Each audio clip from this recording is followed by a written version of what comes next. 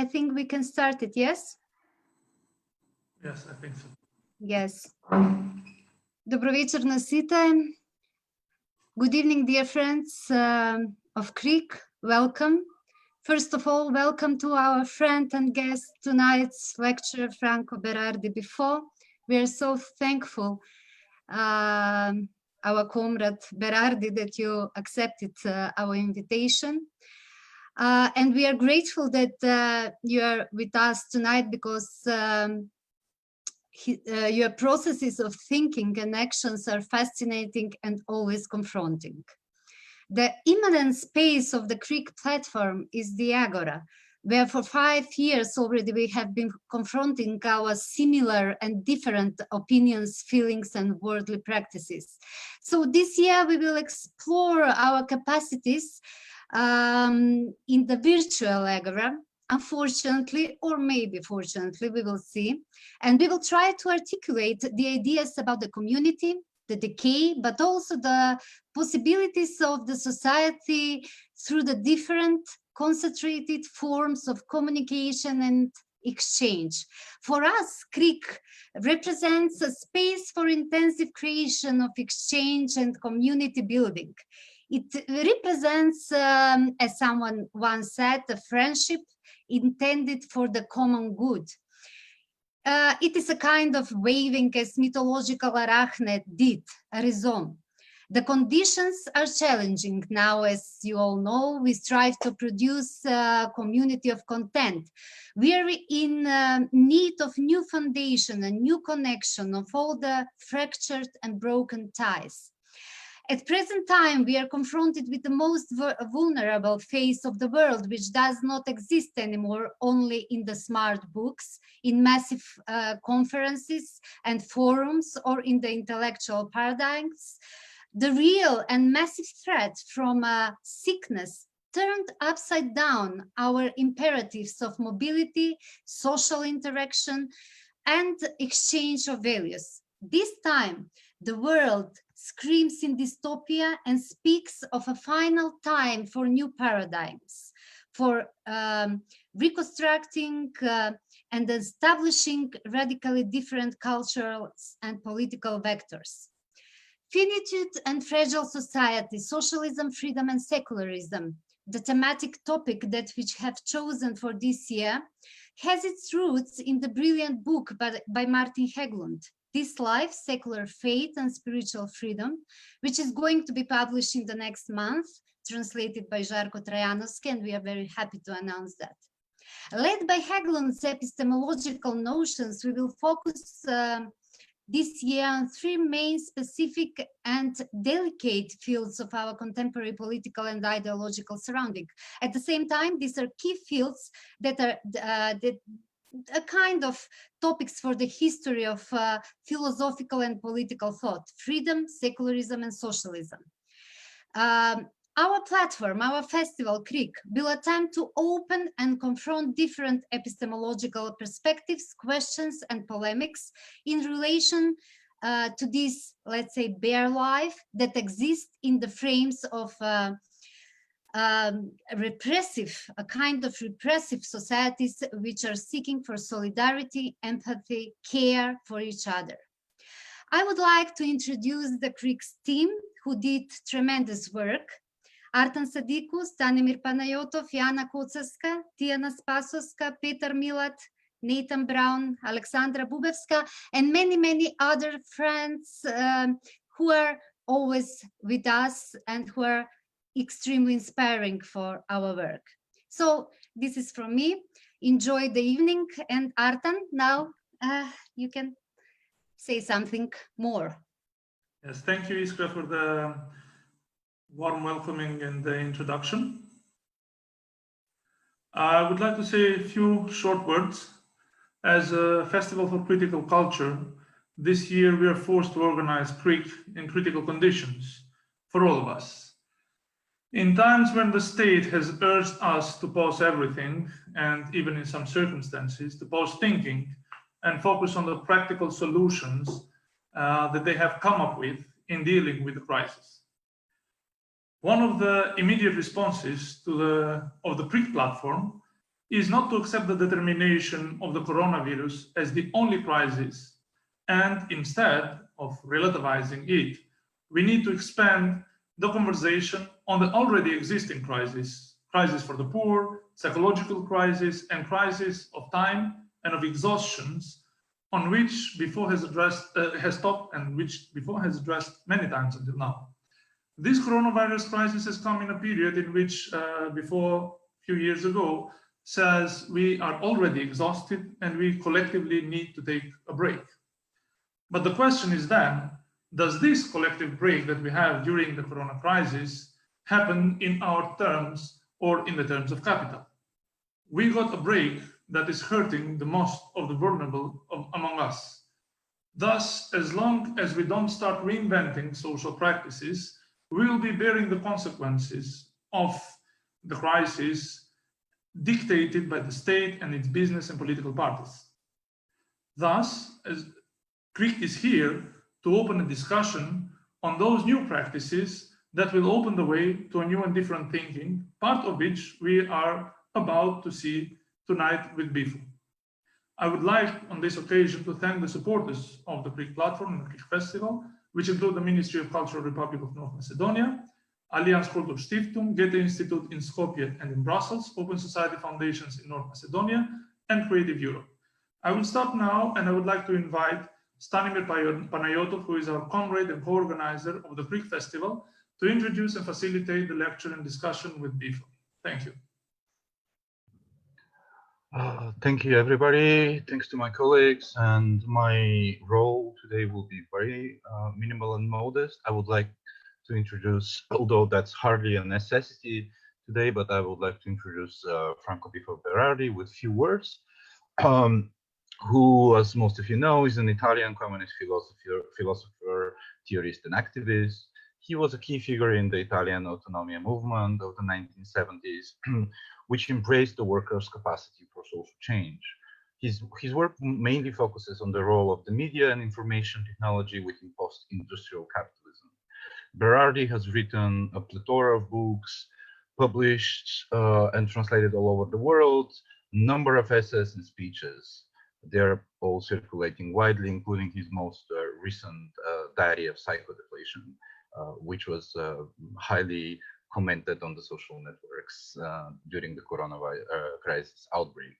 Berardi was also part of the staff of Radio Alice 40 years after the first free pirate radio station in Italy from 76 to 78. Currently, he's working with the magazine Derive Aprododi, editore, as well as teaching social history of communication at the Academy of Arts in Milan.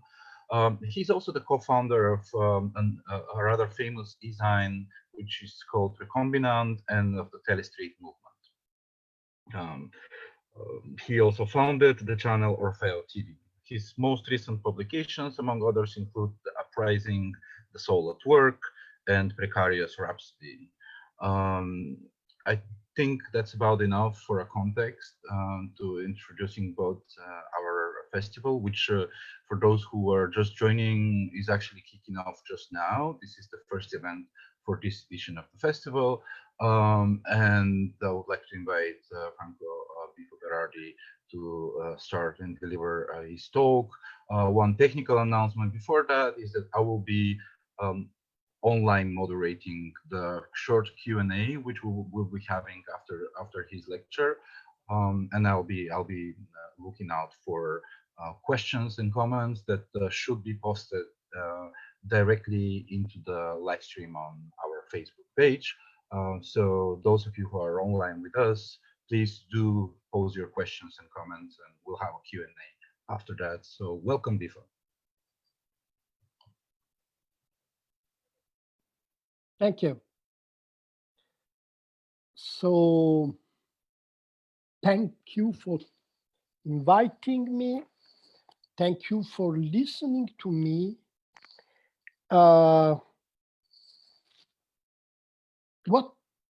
What's the subject of my talk? You know, the title is Chaos and Poetry. That's also the subtitle of a small book I published some time ago with the title Breathing. And actually, the idea of writing about chaos and poetry came to my mind in the days of October 2014, maybe someone remembers, when first in Ferguson, then everywhere in the United States, there was a sort of black uprising, particularly linked to the death of Eric Garner, a black person living in New Jersey and killed by a white policeman, an Italian white policeman called David Pantaleo. Never forget the names of the killers, of the murderers. He was killed with the technique that now everybody knows, the choke holding, the stranglement technique that is much in use in the United States. In that occasion, Eric Garner uttered those words that after have become so famous, I can't breathe.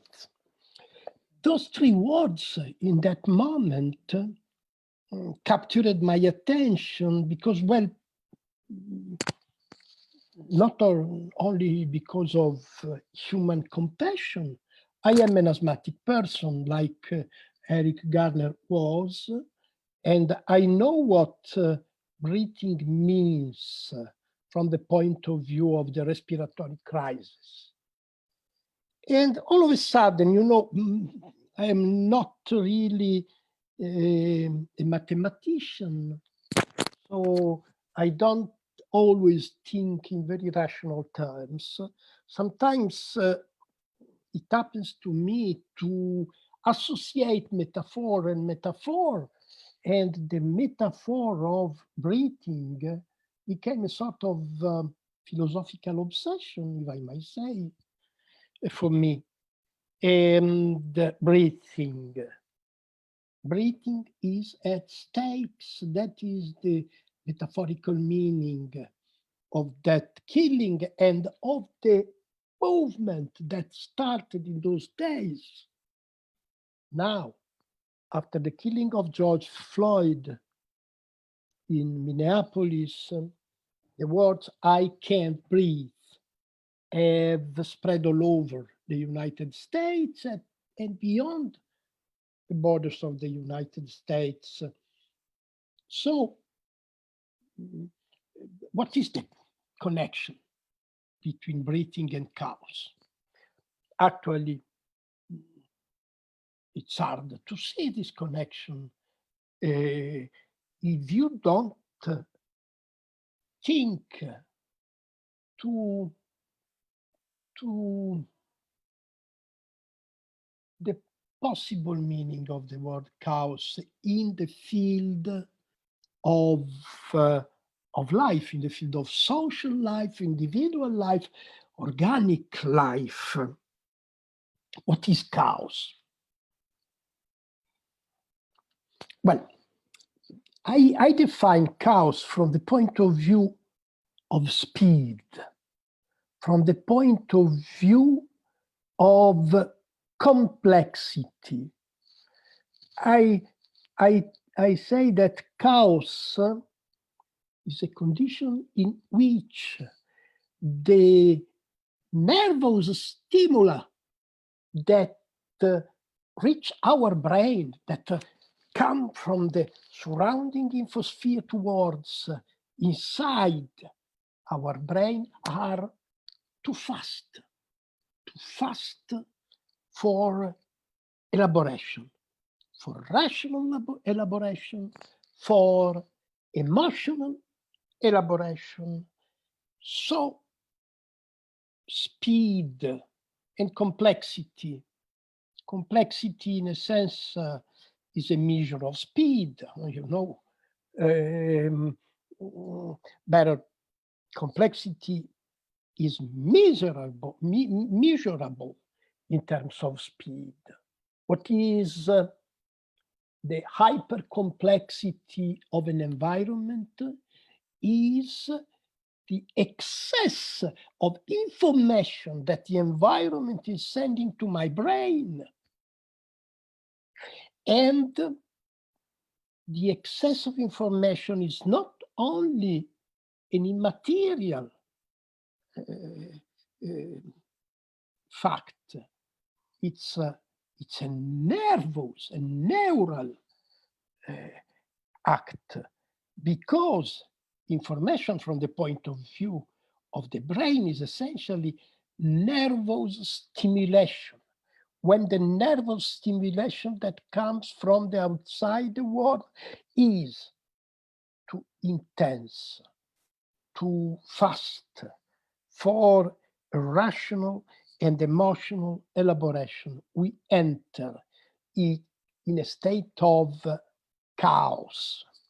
Chaos is not existing, it's not an existing thing. There is no chaos in nature or in social life. Chaos means nothing from the point of view of reality. The word chaos means something, means much in the relation between the brain and the environment. Chaos is a measure of the inability of the brain to consciously and emotionally process that nervous stimulation. So I remember, just to have a philosophical understanding of these, I will read a short text of Deleuze and Guattari that you will find in the preface of their last book, What is Philosophy? They say at a certain point, we require just a little order to protect us from chaos. Nothing is more distressing than a thought that escapes itself, than ideas that fly off, that disappear, hardly formed, already eroded by forgetfulness or precipitated into others that we no longer master. You see, they speak of chaos in terms of an excessive velocity of the flow. But you know, when you panic, when you find yourself in a situation that looks like a no way out situation, when you feel overwhelmed by the excess of stimulation coming from outside, you are entering in a chaotic situation that is perceived in a panic way. So you know, drowning in the sea implies the same kind of inability to deal with a flow of events that are recorded by my brain in form of stimulation and of information too much, too fast. This is chaos. And how do we react to the chaotic situation in which we live? And what are the reasons of the growing perception of chaos in daily life? Well, chaos seems to be spreading all over because the machine of the infosphere, the global infosphere, is accelerating, is infinitely accelerating. And we are taking in this flow of things, of competition, of aggressiveness, of signs that we have to process as fast as possible. Otherwise, you lose your job. Otherwise, you are expelled from the community of the economy, which is at the end the economy of the mutual semiotic understand. So global capitalism in its financial turn has provoked an infinite acceleration of the infosphere, of the stimulating environment. You know, someone could say, but that is not new. The world, the universe, the sky have always been too fast and too complicated for our brain. When you look at the sky in the night, when you see the stars, you are unable to deal with millions and millions of stars in the black of the sky. Yes, but in that occasion, you are not demanded to win. You are not demanded to stay in the game. You're not demanded to be competitive, aggressive, to be a winner. The problem with capitalism is not complexity, it's not speed. The problem with capitalism is competition, is profit, is accumulation, is the separation of life, of concrete life, from the abstraction of value. So in this separation, our experience is taken into a whirlwind of anxiety, of fear, of panic, and at the end of depression. Well, writing Breathing, I sensed that the relation between singular breathing and universal breathing of capitalism is the breaking point. Our respiration has grown difficult because of the acceleration, of course, but also for many other reasons.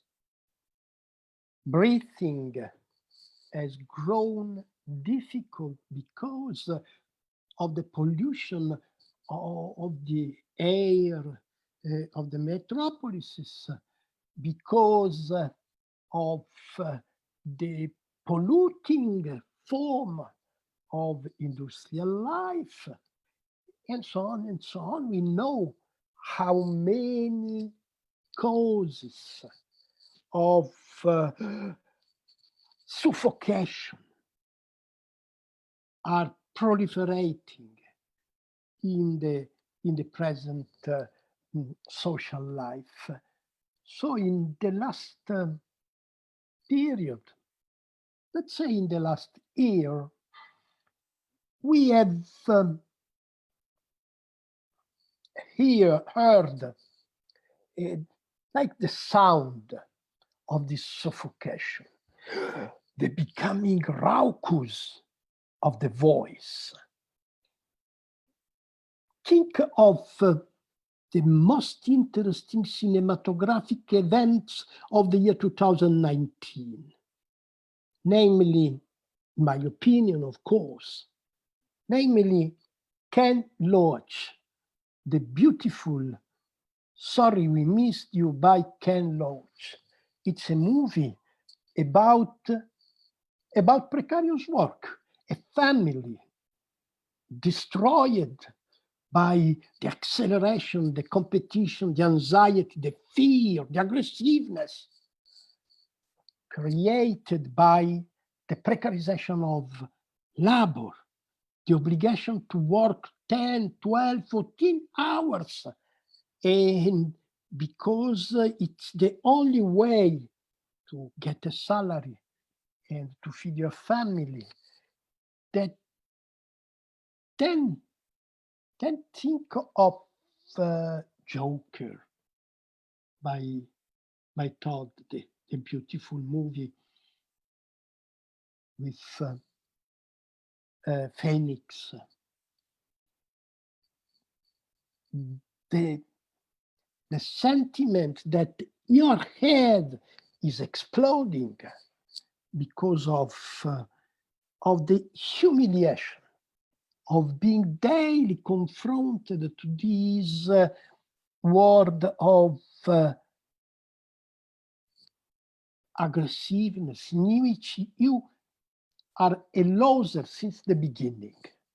And the final explosion and the rage that becomes a crazy insurrection, a psychotic insurrection. You remember that? And you remember the beautiful Parasite of Byung-Ho, the South Korean director.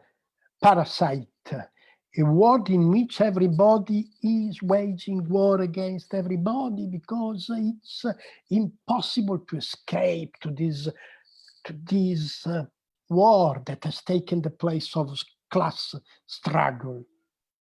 Social classes do not exist anymore.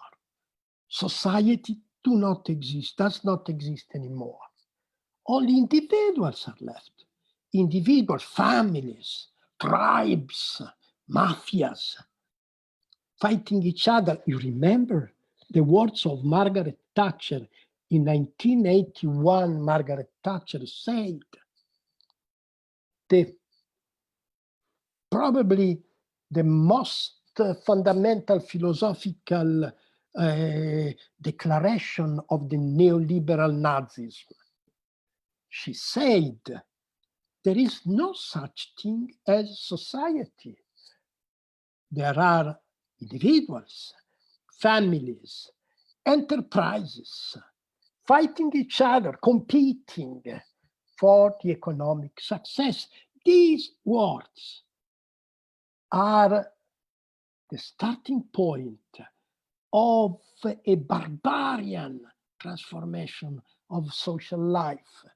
Society has not disappeared after the words of Thatcher, only has become a place of permanent war. And war is cutting your breath, like Ken Loach says, and Todd, and so on and so on. So in the year 2019, I had the perception that something was happening in the social imagination. The trap of the risk no alternative neoliberalism was provoking an effect of suffocation, and suffocation was provoking an effect of widespread madness. You know what madness is at the end. I know something about it. Madness is because oxygen is not feeding your brain. I mean, if you feel suffocated, your reaction will be less and less consequential, less and less rational. It's becoming a sort of convulsion. The body, the individual body, or the social body are going to react in a convulsive way to an effect of suffocation, of reduction of the oxygen in your brain. So at the end of the year 2019, all of a sudden, from Hong Kong to Santiago, to Quito, to Paris, to Barcelona, to Beirut, to Tehran, to Baghdad, to Bogota, a sort of crazy insurrection exploded. Not always crazy. For instance, I think that those people who have been in the streets, in the squares of Santiago de Chile and of the other Chilean cities, they were clearly able to see something. They were really trying to reconstruct a common path towards socialism, towards a social peace, towards a social collaboration, towards a new form of production and so on. That Santiago de Chile has been probably the most coherent movement in that period. But I don't want to judge that movement. I only want to say that the different riots, the different revolts, the different expressions, millions and millions of young people everywhere, but the different movements were going in very diverging direction. There was the sense of an emotional explosion which has no common strategy. Actually, in my opinion, it was a convulsion. It was a sort of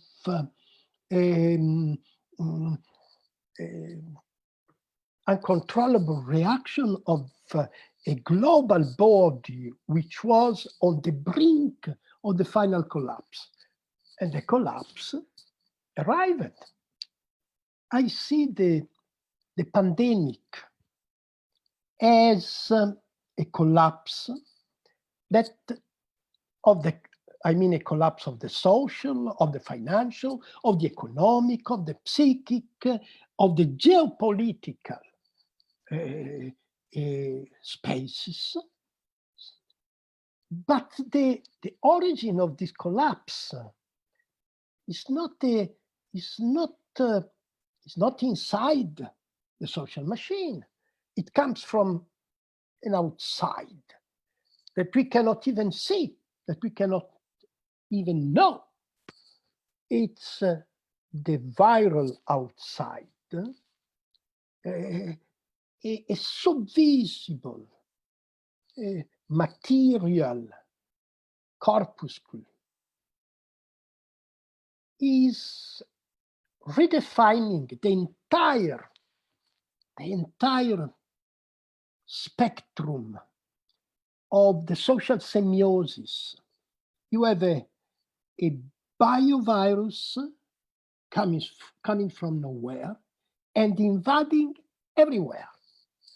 And this biovirus is translated by the global information machine into a psychovirus. So at a certain point, the biovirus has provoked an effect of paralysis of the entire global body of capitalism. It has nothing to do with the crisis of the year 2008, nothing. It's not because of money. It's not because of the economy. It has nothing to do with financial economy. You can throw as much money as you want. It will work and not so much. It's not working. What can money do if you are dead, if you are sick, if you don't have sanitary masks, if you don't have hospitals, if you don't have the spirit of dealing with the others? What can do money against fear, against panic, and against pandemics? Nothing.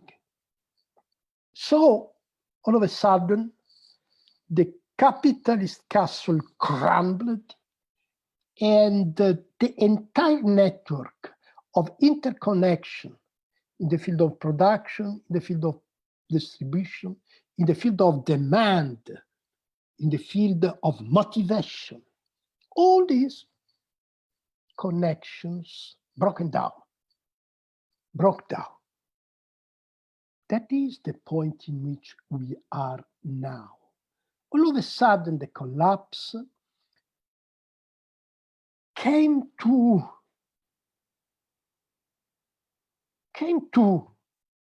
provoke a sort of relax, of psychodeflation.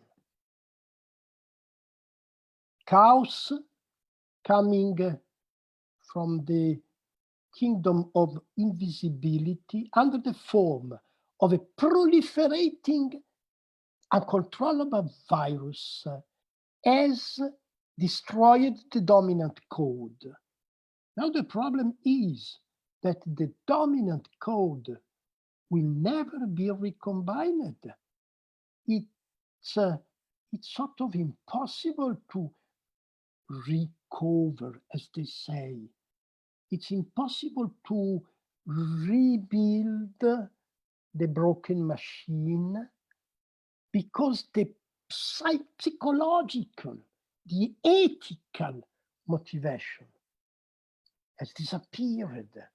So in a sense, we have to start from zero, but the real question is, how can we start from zero? What is the cultural and psychological motivation of our restarting from zero? So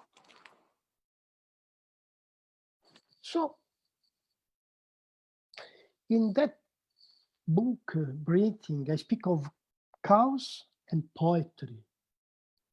What poetry has to do with chaos? Well, poetry has very much to do with rhythm. It's a problem of rhythm. It's a problem of respiration.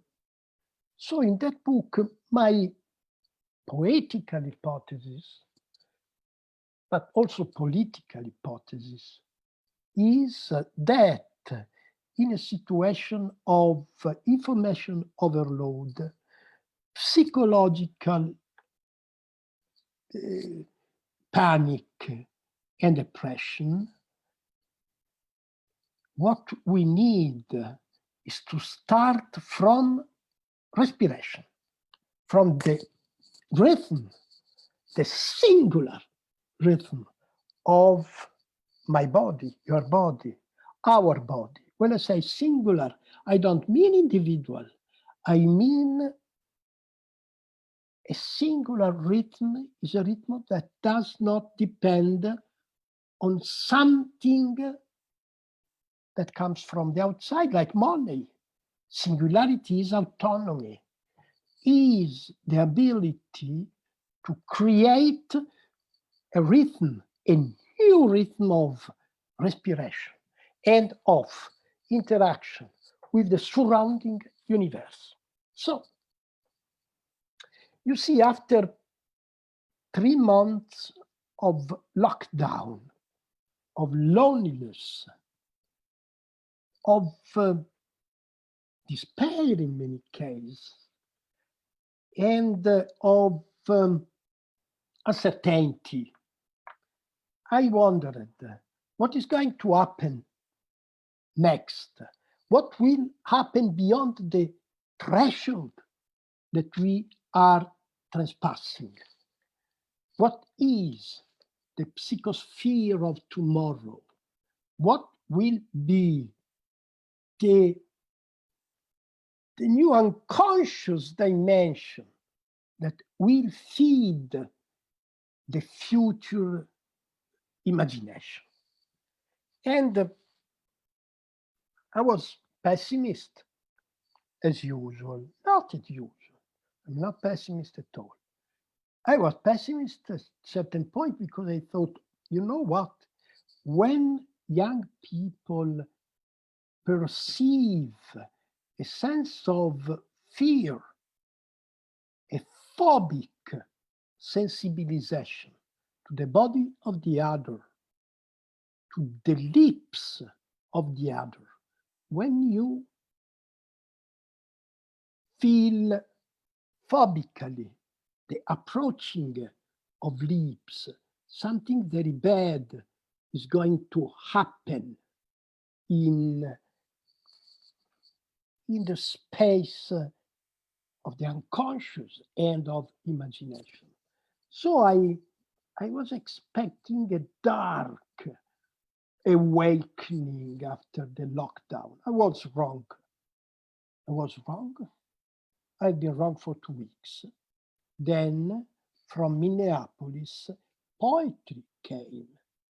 Because you know, poetry is not writing beautiful verses like Francesco Petrarca. Of course, Petrarca is a poet and his verses are poetry, but I mean, poetry is the rhythm that comes from the verses, from the sound, from the words, from the images.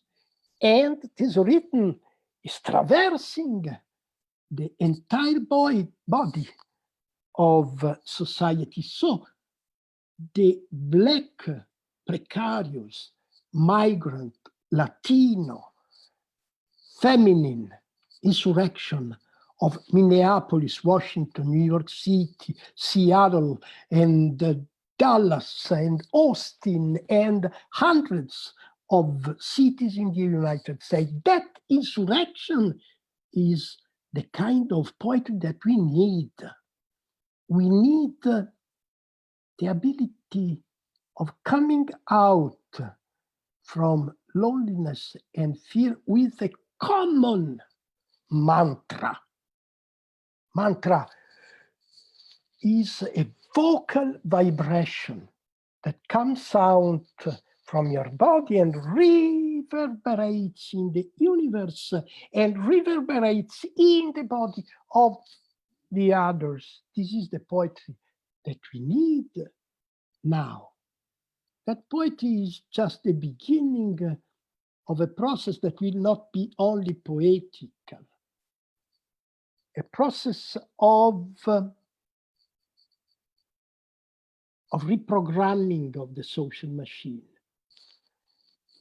a process of redistribution of wealth, of abolition of profit, of expropriation of the expropriators, of occupation of every place in the world that is in the hands of the banks. So poetry is the starting point. Poetry is the beginning, is the trigger, is the marker of a common rhythm. So, as a conclusion, I will say, chaos is an ambiguous figure. Deleuze and Guattari told us in their book, What is Philosophy, that chaos is not an enemy and not a friend. When we deal with chaos, we have not to think that we must fight against chaos or that we have to protect against chaos. And also we cannot think that everything will be okay because chaos is our friend. No. those who wage war against chaos will be defeated. It's crystal clear in the history of the last 50 years, from the war on drugs, the war on terrorism, the war on coronavirus. War is nothing. Those who wage war against chaos will be defeated because chaos feeds upon war. Only those who will listen to chaos and will try to find a new sound in the noise of chaos. Those will be able to translate that sound into words, into images, into inventions, into technical transformations. Only them will be able to survive chaos and possibly to be happy in the chaos. Thank you very much.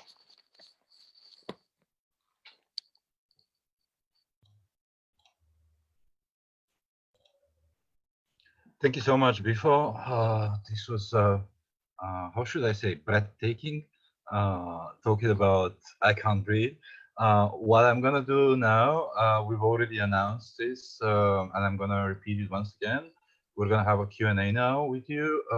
People are already posting questions in the live stream. So I have the first question from there, and I'm going to paste it here for you. This one is a bit longish. I'm going to also read it out loud for everybody else to see. It's from Xiao, somebody whose name is Xiao Xue, asking, that's a bit of a long question. I'm wondering, what does Bifo think of the seemingly mandatory technical bodily extensions? How to counter the surveillance used by a governing force? One must practice digital surveillance to limit the practice of governance. Same thing when it comes to the media technology or archiving technology. Use of such apparatuses seem to be mandatory if one wants to practice equity, while these platforms themselves are exacerbating the capitalistic speed, increase, and competition.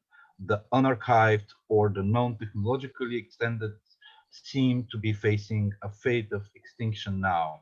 And I think this is a nice wrap up at the end. Is there a way to survive without technologically and extending oneself?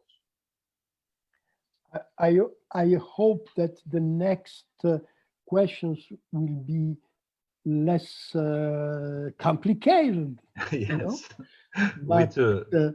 But I understand, and it's an important question, frankly speaking. You know, I have nothing against technologically extending oneself.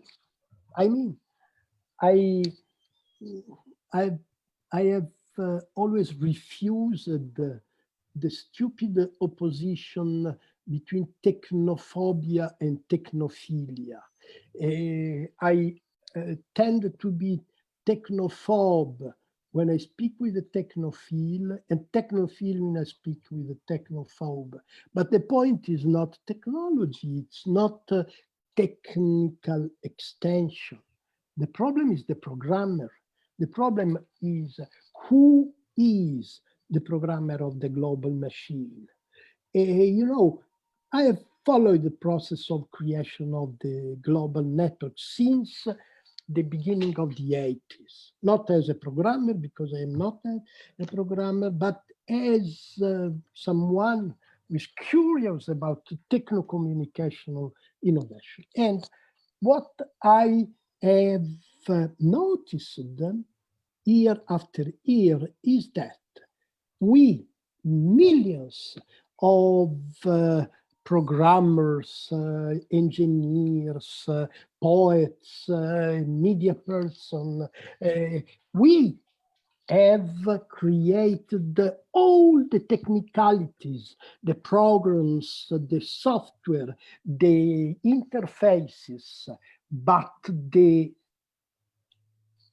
general functioning of the global machine has been managed by someone was not part of the invention. The economic people, the businessmen, the Steve Jobs stealing on the works of Steve Wozniak, the Mark Zuckerberg stealing the work of two young persons whose name I don't remember, and most stealing the work of 2 billion people around the world.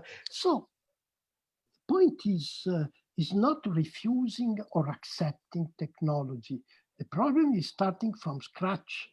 The problem is breaking the machine and starting a process of collaboration among millions of people. That is the problem of the future. And we have to do this now, because it's now that the global machine has crumbled and is everywhere in disarray.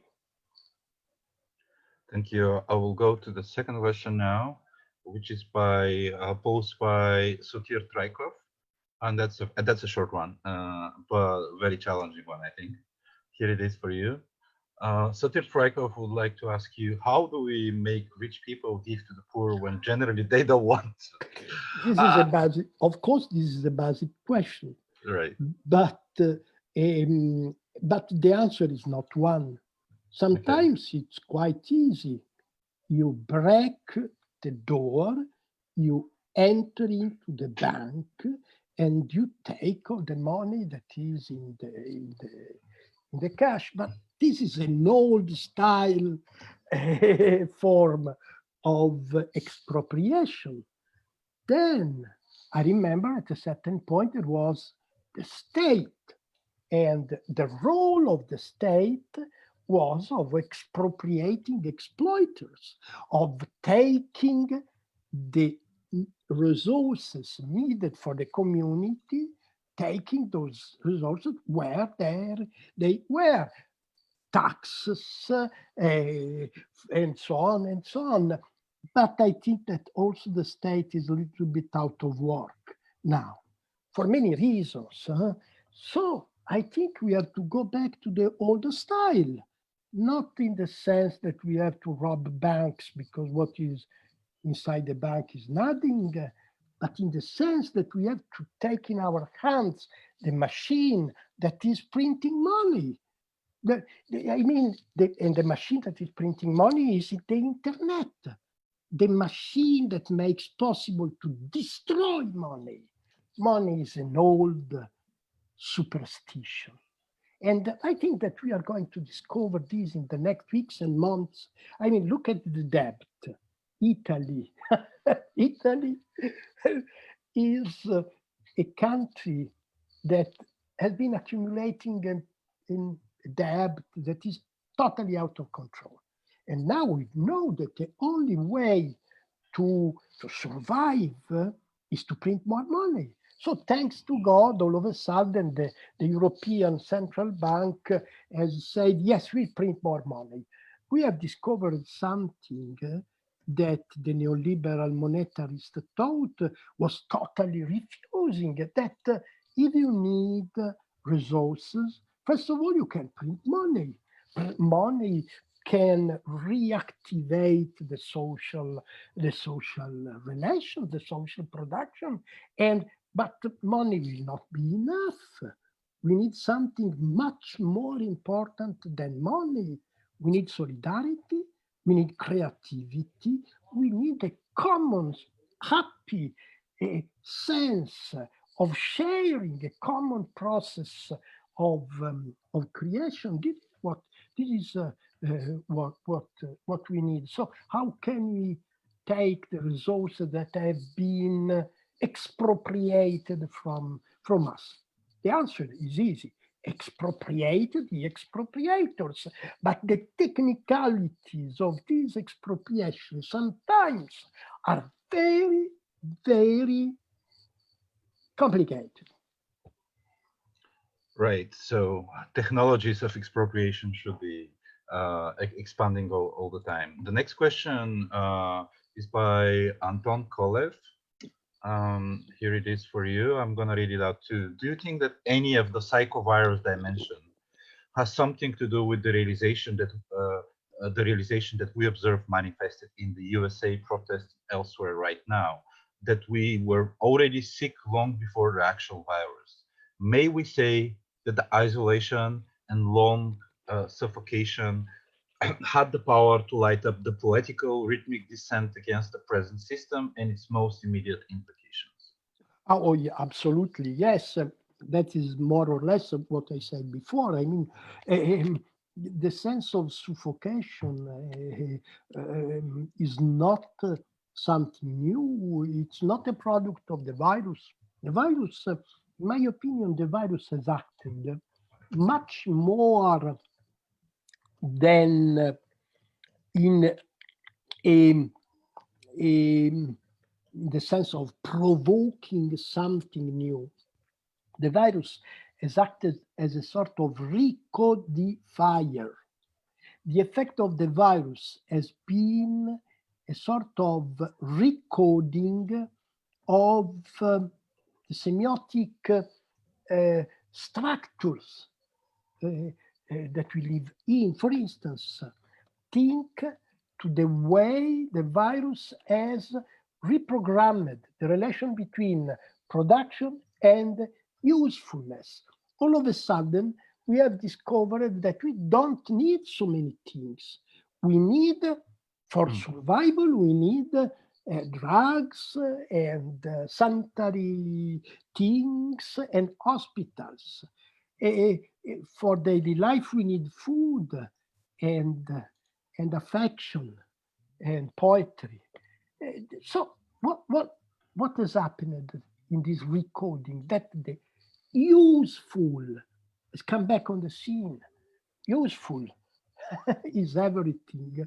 I mean, the capitalist, financial capitalism was the total oblivion of useful.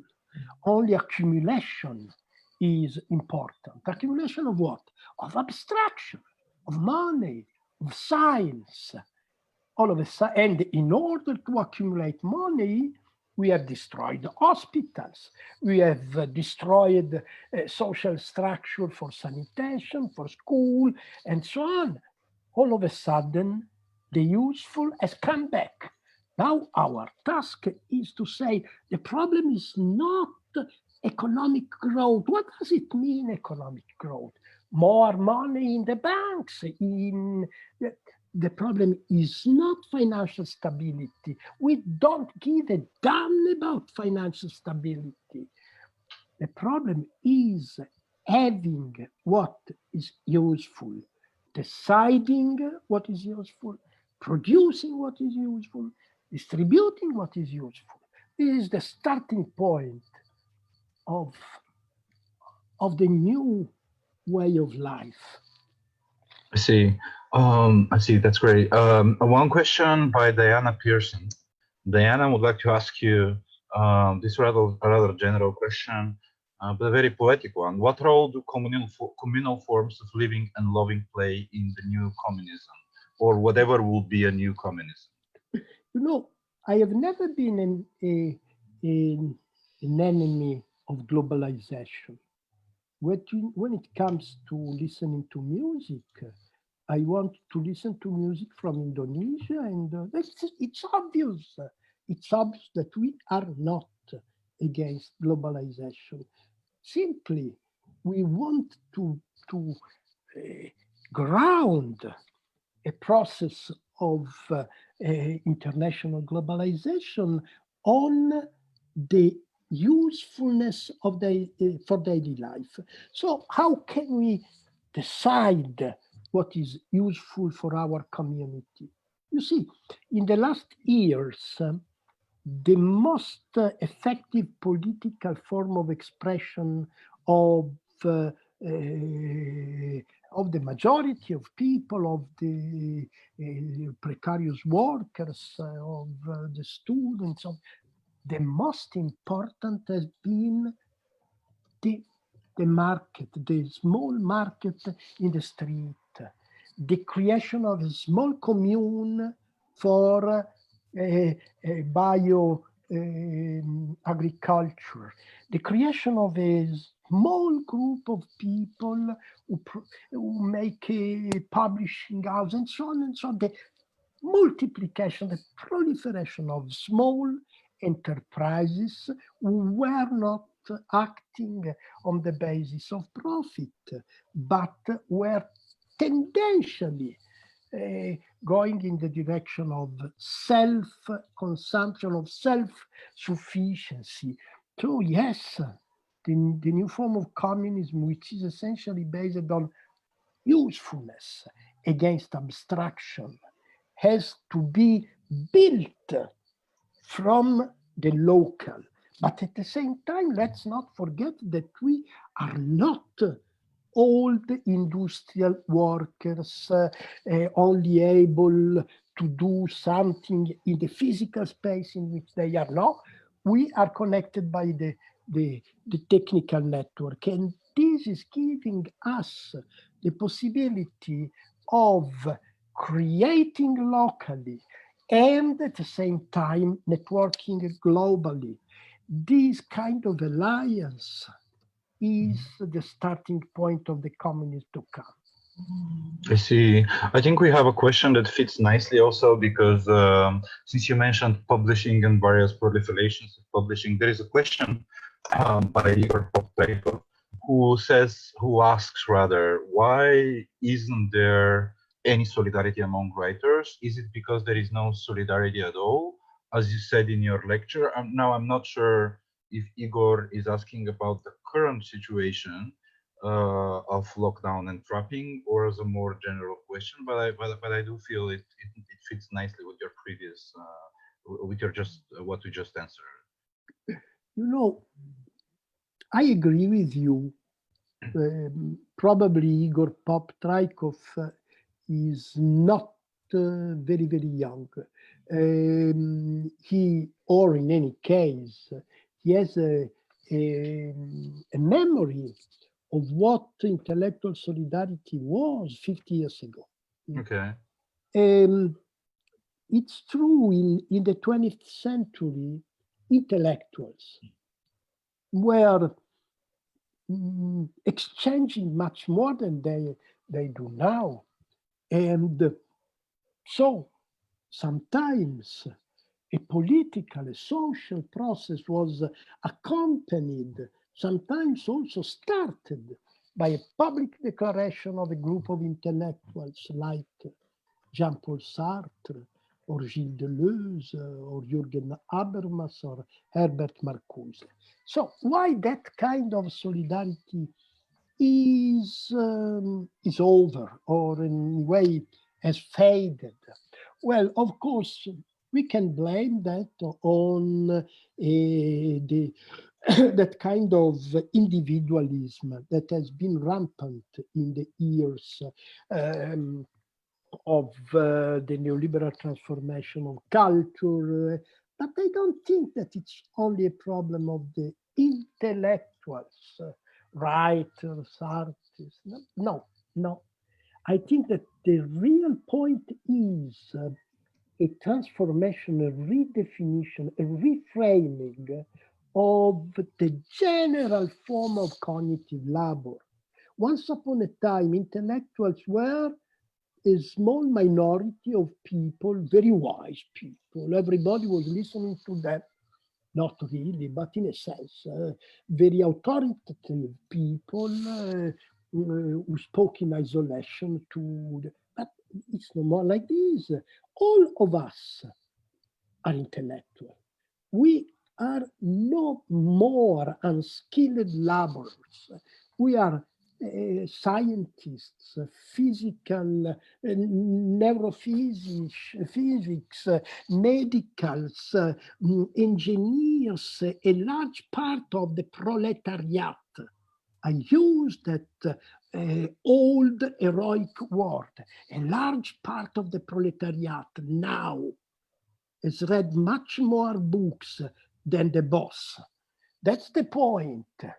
proletarians have become cognitarians because we have nothing like the old proletarians. We have no property, we have no money, we have no credit in the bank, but we have the intellectual potency to transform a spatial dimension of production, of sanitation, and so on and so on. This is our potency now, not signing a manifesto. I like signing manifestos. Sometimes I do it, but it's totally useless because nobody cares if a famous intellectual of Paris is signing manifestos. No, the real act of intellectual transformation is solidarity of the cognitarian workers of the world. I see. By the way, the psychosphere seems to be working well because just as you assumed that Igor is a bit older, he just confirmed that this is the case. So you obviously can speak through the infosphere quite well. I suggest we take 2 more questions and then we thank you. My voice is yes. almost broken. Yes. So let's spare the breath for the future as well. So let's go to the last 2 questions. There is a question by Uma Urlik, and she asks this. You said that money is an old superstition. Would you say that political power is also a superstition? So the real question is all power to the proletariat, or the proletariat as anti-power? Oh, thank you, Uma. I said that money is an old superstition, but I have gone too far because actually money still has power. Don't fantasize too much. I think that money has no more that kind of power that it had 10 years ago. I mean, after the 2008 crisis, it was all about money. Money was lacking in the banks because the banks had done something, and so the state was giving money to the banks, and so it was all about circulation of money. Now, it's all about the lack of physical, intellectual resources to heal the body of society and to restart social life. So power is powerful, but much less powerful than it was 10 years ago. And we have to work on this temporary weakness of money. Then comes politics. And when it comes to politics, I am sorry to tell you that I think that politics is totally a superstition. It's a no more existing thing. It's dead man walking. What is politics? In the times of Niccolò Machiavelli. And what was politics in the time of Vladimir Ilyich Lenin? Politics was the ability of human understanding to distinguish the crucial contradiction, the crucial conflicts, the crucial alternatives, and to decide about them. Will and knowledge. Knowledge and will. Will is the powerful tool that gave humans the ability to build the modern state, in the past. Then, since a certain moment, and I would say in the last 40 years, in the years of the digital network, of the infinite multiplication of the infosphere, at that point, politics has become more and more a sort of delirium, devoid of real effectiveness, up to the point that all power has been concentrated in the financial machine, in the financial automatisms, and politics has only been the valet, the lackey, that has reinforced, reenacted the financial machine. Think to Greece. What happened in Greece in 2015? In 2015 has been the proof, the final proof that politics means nothing. 62% of the Greeks have voted against the memorandum, but the techno-financial automatisms of the European Central Bank, of the International Monetary Fund, and so on, have imposed something that politics had refused. And look at the present situation. What is politics now? What is it? In the good cases, like in Italy, I must say, like in the case of the Governo of the Conte government, politics is saying, I have nothing to say, let's listen to the doctor. The doctor comes and say blah, blah, blah, blah, blah. And politics say, yes. Then there are the other cases like Donald Trump or Jair Bolsonaro, the crazy killers that say, oh no, I do not believe in science, I do what I want. They are killing 100,000 people in Brazil and the United States. So that means that politics has to be silent and give way to science when it is possible. Sometimes science has nothing to say. For instance, what about future? What about the economy of the future? Do you want to listen to the economists? They know nothing about that, because the real problem now is not to repeat the old lesson, is to create a new lexicon, is to create something new. But it's not politics that will be able to create the new language. It's 100,000 small communities everywhere in the world, local communities everywhere in the world, and the networked solidarity of millions of Conitarians worldwide. Right. I think it's sinister, that a little bit sinister, that you are speaking about politics in this way almost 50 years after Autonomia. And it's also quite inspirational. Autonomia had nothing to do with politics.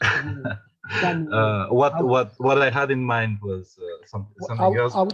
Autonomia was all about the voice of society, of small groups, of small media. That is autonomy. It's the first post-political experience.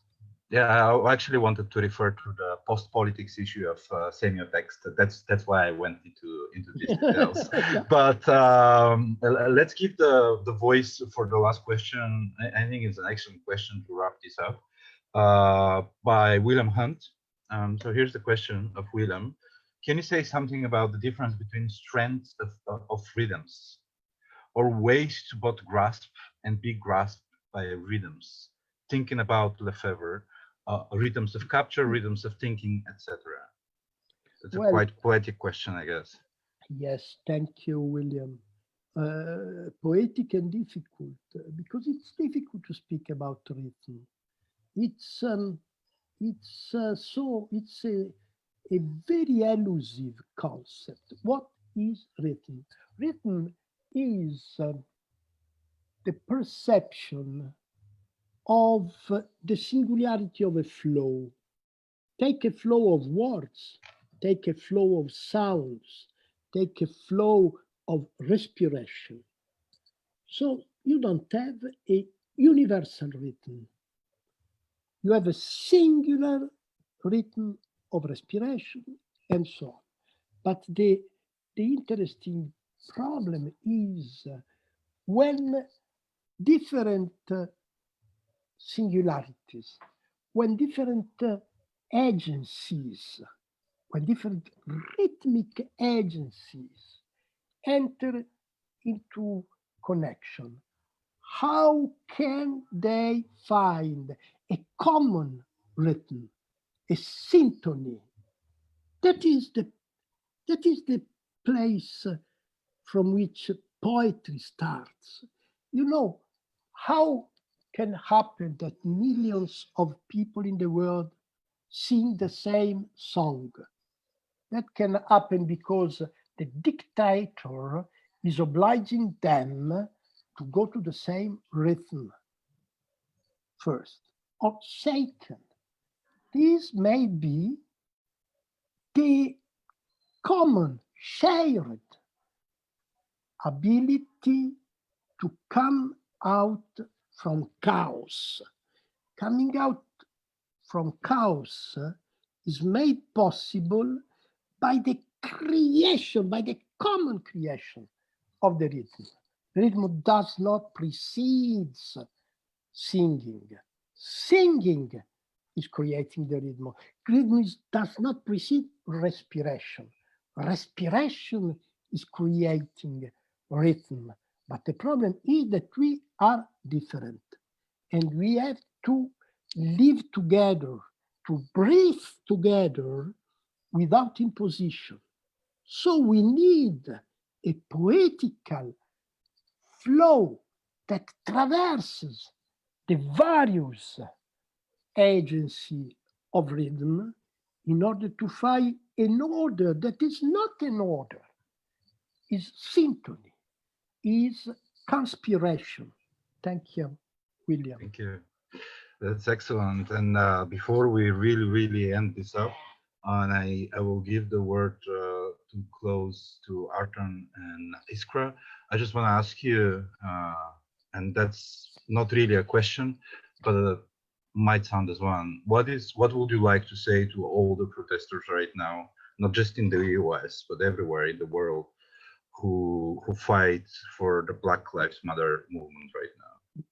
I would say prepare for the coming fight and be able and find a way to create forms of non-violent expropriation of the expropriators. That is the huge task that movements will face next year, next month. Thank you, Bifo. Thank you. Thank you so much for this, and thanks to everybody who posed all those rich questions. And Artan and Iskra? I would like to thank you for your precious, confronting, inspirational, motivational thoughts. You opened so many important but also vulnerable topics. So thank you for reminding us that the most important thing is solidarity. Everything else is, let's say, superstition. I hope that we will have chance to be together one day in real time and physical space. Thank you very much. Thank you, Iskra. Artan? Thank you again, Bifo. I would just shortly announce that with the Crete Festival, we are continuing the series of lectures and confrontations, as Iskra said, but also dwelling more with further topics. Next week, on the 16th, it's 1 week exactly from now, at 8 p.m., we will host Julie Resha. She will speak on the topic of spreading of the virus of love of death, which is a lecture that will try to explore more into the depth of emotional and psychological aspects of current crisis and the sufferings of love. So we invite you to the next week's session, and next week we'll also announce the further and upcoming lectures of the Crete Festival, for which we hope that very soon we'll be able to also host in physical terms, online, not only online, we'll gather and exchange experiences for now, but also for future, for which we got a lot of motivation from Bifo tonight. Thank you, everybody, and see you next week again for the next session of Crete Festival. Bye.